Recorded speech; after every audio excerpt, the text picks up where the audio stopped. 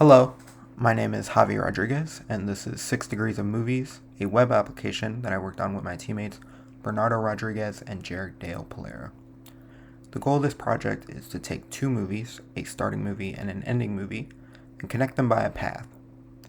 This path consists of a series of movies, in which for each pair of consecutive movies in the path, at least one actor appears in both of those movies. This project was inspired by the website movie2movie.com. It's a game where you actually have to find this path between start movie and end movie yourself. So this application, 6 Degrees of Movies, is basically a cheat for that website. All of the data for this application is pulled from the movie database at themoviedb.org. There's a separate Python script that pulls a bunch of movies and the actors in those movies from the MovieDB's API. It then stores that data into a SQLite database. This application was written in Python, and it uses the Flask web framework. So when the Flask server first starts, it builds a graph of all of the movies in our database. Basically, it goes through each movie, finds the actors in that movie, and for each of those actors, finds the other movies that the actor is in. We now have a list of all the movies that share an actor with our current movie, so we can insert an edge in the graph from the current movie to each of those other movies. This makes for an extremely large and dense graph, so it takes about 2 to 3 minutes to build when you first start this web server, but we only have to do this once, so it's not too big of a deal. So now I can show you how the actual application works. You are first greeted with this homepage. We have a search bar for a starting movie and a search bar for an ending movie. So we can start with the two biggest movies of this year. We'll start with Barbie. And you can see as I type, you get suggestions for the movies from our database. We want Barbie 2023. You see the poster, the title, the year.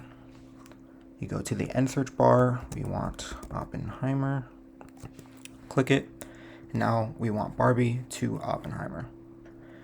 We have two algorithms that we can choose from, breadth first search and depth first search. Breadth first search will give us the shortest path from Barbie to Oppenheimer, and depth first search will just give us any path from Barbie to Oppenheimer. We'll start with breadth first search, click find path, and we have our path. We can see it goes Barbie to Will Ferrell to Jay and Silent Bob Strike Back to Matt Damon to Oppenheimer.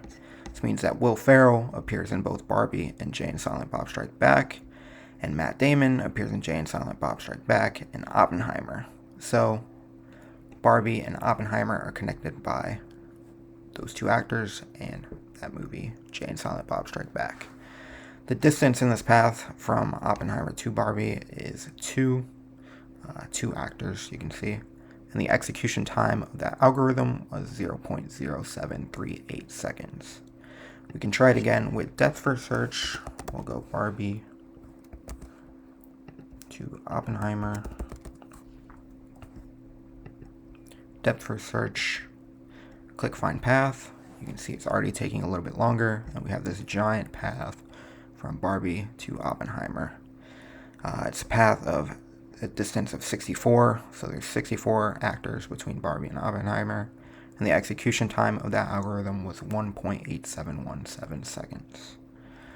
A fun thing to do with this is to use breadth first search and to try to find the longest path you can between two movies.